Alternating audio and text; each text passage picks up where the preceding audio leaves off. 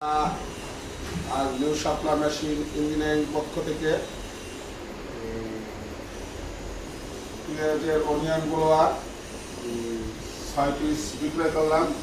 আমাদের শ্রদ্ধেয় দাদা তাপস কুমার দাস, ওনার বাড়ি হলো কলাগাছি মধুখালী।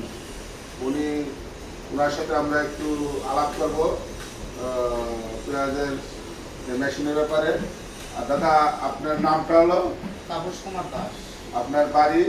কলাগাছি মধুখালী উপজেলা।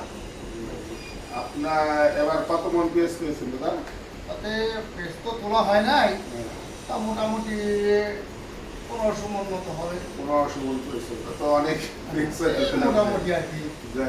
তা আপনি এবার আমাদের কাছ থেকে কয়টা মেশিন দিতেছেন? আমি ছিল 5টা। 5টা আর আমার এক ভাইয়ের জন্য 6টা মেশিন দিতেছেন। তা 6টা মেশিন দিতেছেন। আপনি আমাদের ঠিকানাটা বলেন কি হবে দাদা? আমি এই সাপটার নাম তো অনেক আগে থেকেই জানি, আমার জানা।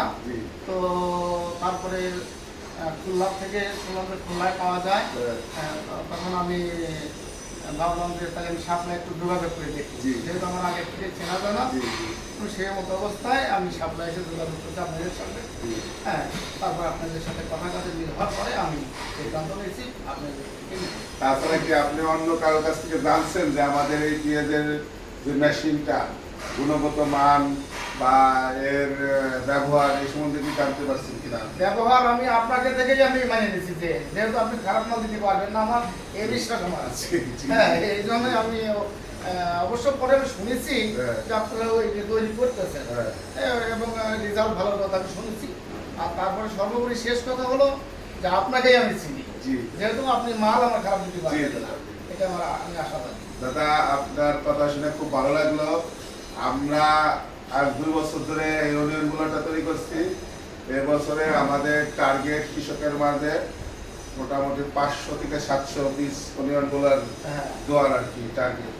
এবং কৃষকের সফলতা প্লাস বাংলাদেশের অর্থনৈতিক, যাতে বাংলাদেশ ছাড়া অন্য কোনো কাছ থেকে পেঁয়াজটা আমদানি করা না লাগে, বাংলাদেশের সাশ্রয় মূল্যে যাতে আমরা সবাই ব্যবহার করতে পারি, পেঁয়াজটা ব্যবহার করতে পারি, এই আশাবাদ রেখে, আর কৃষকের যাতে ভালো পয়সা পায়, যাতে পেঁয়াজটা পচনশীল না হয়, এই মনোভাব রেখেই আমাদের এই মেশিনটা তৈরি করা হয়েছে।